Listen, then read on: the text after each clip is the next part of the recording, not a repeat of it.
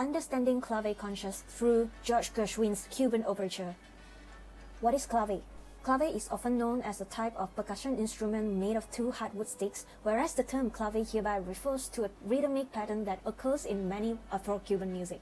It is a 5-stroke pattern that remains as the core structure of most Afro-Cuban rhythms we often hear until today in music genres ranging from folklore, classical, rock, pop, and very commonly in jazz. The word clave refers to key in Spanish. It decodes the rhythmic puzzle of Afro-Cuban music and acts as a guiding principle for all instruments and dances of the world. But in many circumstances, one does not need to play the actual clave pattern for the music to stay in clave. However, one of the greatest challenges in clave application lies in composing or arranging a Cuban or Cuban-based dance music.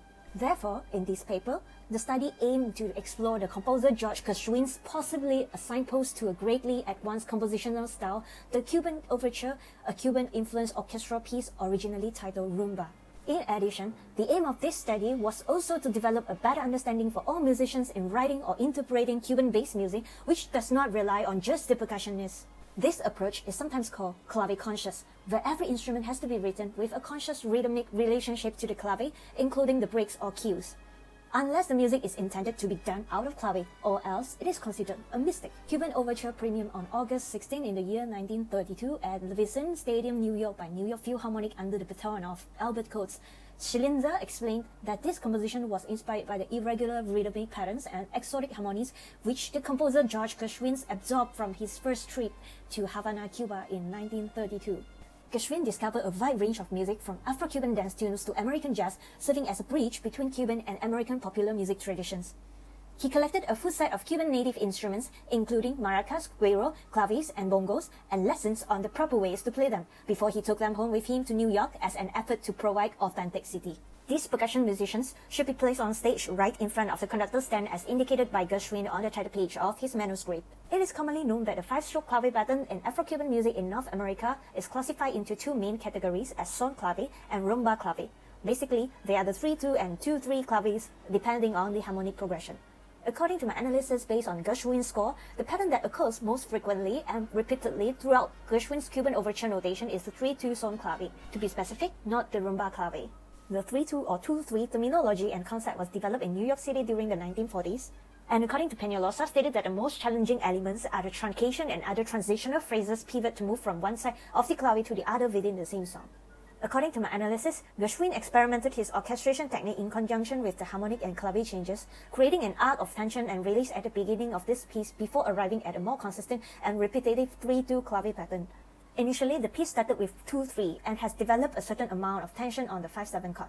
That tension is then resolved and changes to 3-2 in the following measure when the French horns and lower brass instruments play consecutive main beats, meaning quarter notes, and tresillo rhythm being played on the bassoon and cello.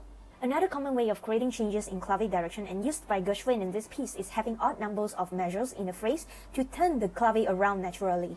Besides that, Gershwin also used 4-against-3 cross rhythm to create a cross-beat cycle in relation to the clave, which is often sounded by the quinto, the lead drum in the Cuban genres including rumba. In this piece, the Doppler pulses 2-2 are grouped in sets of 3 and the 4-3 cross rhythm played on the bongos. This situation demonstrates a good example of what Peñalosa mentioned about being in clave does not always need the actual clave pattern to be played. Washburn provided general guidelines for justifying an in-clave music phrase by referring to its corresponding measure of the clave. It states that if a music phrase starts out with a clashing rhythm and ends with a strong resolution on the clave beat, it possibly still be treated as in clave. In this case, if clave consciously creates rhythmic tension and resolution, it can also be achieved by having accented notes aligned with any of the clave strokes or avoiding strong accents fall on a non-clave strong beat unless there is a balance achieved by having equally strong accents on both non-clave and clave stroke beats.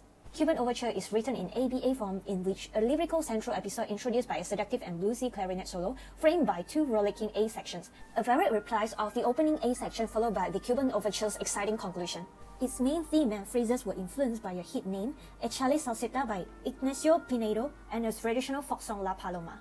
Both appear very frequently in the form of guajillo, which is a very common Cuban ostinato melody constructed by appreciated chords in syncopated rhythmic patterns. Guajillos are characterized by a seamless combination of African rhythmic and European harmonic structures, which consists of a binary structure that expresses clave.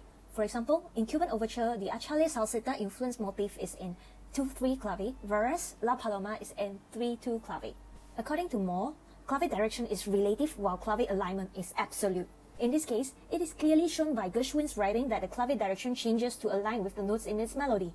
Valdés and Mauleón wrote that the clave is just a result of how a particular melody is phrased. It reminds me of Gerard, who mentioned that Cuban folkloric musicians and Cuban performers of popular music do not practice the 3-2 or 2-3 system. The great Cuban Congo player, Mongo Santamaria, explained that in Cuba, musicians just play by filling in clave. They never think or talk about such things. I suggest perhaps this statement shall contribute to the sense that traditionally, a melody probably gives the cue and has a more significant role in allocating which clave pattern to be played. However, in contrast, a melody can also be phrased to fit the clave configuration. For example, the cello counter-melodic figure corresponds to the clave rhythm, with the cinquello rhythm occurring in its second measure. Identical rhythm figures can also be found in the bassoon and counter-bassoon parts.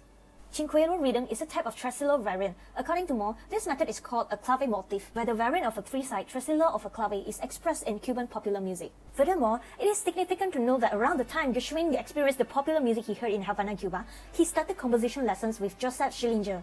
Gershwin wrote his own program note highlighting the Cuban rhythms he had encountered in Havana and his interest in combining them with his own thematic material, which, as a result, it was a formal symphonic overture influenced by his recent studies with Schillinger. The Schillinger system was clearly a good opportunity for Gershwin to develop the composition technique to deliver his overwhelming originality effectively. Permutation techniques are the most important parts of Schillinger's system of composition, which help in creating variations in every aspect of musical composition. Gershwin's own thematic material was obviously the result of this method, in which he created variants of rhythmic or melodic motifs and placed them at different instrumentations as melodies or counter-melodies. Schillinger stated that aesthetic efficiency is a product of physical efficiency.